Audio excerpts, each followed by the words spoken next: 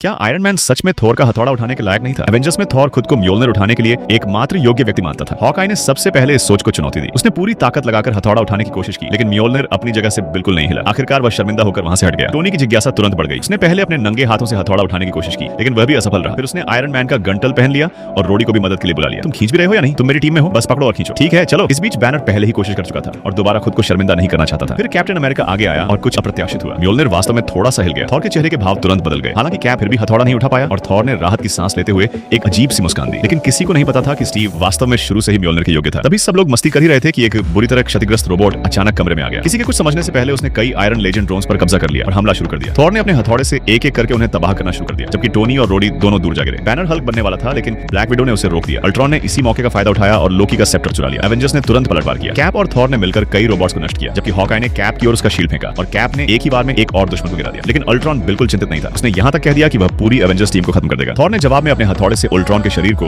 एक ही बार में टुकड़ों में तोड़ दिया। लेकिन असली अल्ट्रॉन पहले ही इंटरनेट के जरिए भाग चुका था। वह एक हाइड्रा बेस तक पहुंचा और वहां मौजूद उपकरणों की मदद से अपने लिए एक नया शरीर बनाने लगा। उधर एवेंजर्स टावर में टोनी को पता चला कि जार्विस को अंदर से ही नष्ट कर दिया गया था। टोनी पर गुस्सा सवार हो गया। थॉर उसके पास आया, टोनी को गले से पकड़कर जमीन से उठा लिया और इस पूरी तबाही के लिए उसकी घमंड भरी सोच को जिम्मेदार ठहराया। लेकिन टोनी के पास अपनी वजह थी। बैटल ऑफ न्यूयॉर्क के बाद उसने अपनी आंखों से देखा था कि एक एलियन आर्मी कितनी ताकतवर हो सकती है। उसने खुद एक न्यूक्लियर मिसाइल को वर्म होल के अंदर ले जाकर लगभग अपनी जान गंवा दी थी। तभी से वह एक और बड़े हमले से पृथ्वी की रक्षा करने के लिए और भी मजबूत डिफेंस सिस्टम बनाने के जुनून में लग गया था। आखिरकार कैप्टन अमेरिका ने दोनों की बहस रोक दी और फैसला किया कि उन्हें अल्ट्रॉन को ढूंढकर खत्म करना होगा, इससे पहले कि वह अपनी योजना पूरी कर सके। तब तक अल्ट्रॉन अपना नया शरीर बना चुका था, लेकिन उसे अभी भी लगता था कि वह एवेंजर्स का सामना करने के लिए पर्याप्त शक्तिशाली नहीं है। इसलिए उसने क्विकसिल्वर और स्कारलेट विच को अपने साथ मिला लिया। इन जुड़वां भाई बहनों को पहले से ही एवेंजर्स से नफरत थी और अल्ट्रॉन के बहकावे में आने के बाद उन्होंने उसका साथ दे दिया। इसके बाद वे अफ्रीका के एक पुराने शिपयार्ड में आर्म्स डीलर यूलिसिस क्लावे के पास पहुंचे, जिसके पास बहुत बड़ी मात्रा में वाइब्रानियम था। क्लाव को लगा कि अल्ट्रॉन जबरदस्ती वाइब्रानियम छीन लेगा, लेकिन अल्ट्रॉन ने उल्टा उसके खाते में भारी रकम ट्रांसफर कर दी। तभी टोनी और बाकी एवेंजर्स वहां पहुंच गए। टोनी को संभलने का मौका भी नहीं मिला और अल्ट्रॉन ने उसे जोरदार तरीके से दूर फेंक दिया। इसके बाद एक जबरदस्त लड़ाई शुरू हो गई। क्विकसिल्वर अपनी सुपर स्पीड से हर दिशा से अचानक हमला करने लगा। उसने कैप्टन अमेरिका को भी एक जोरदार मुक्का मारा। थॉर ने जवाब में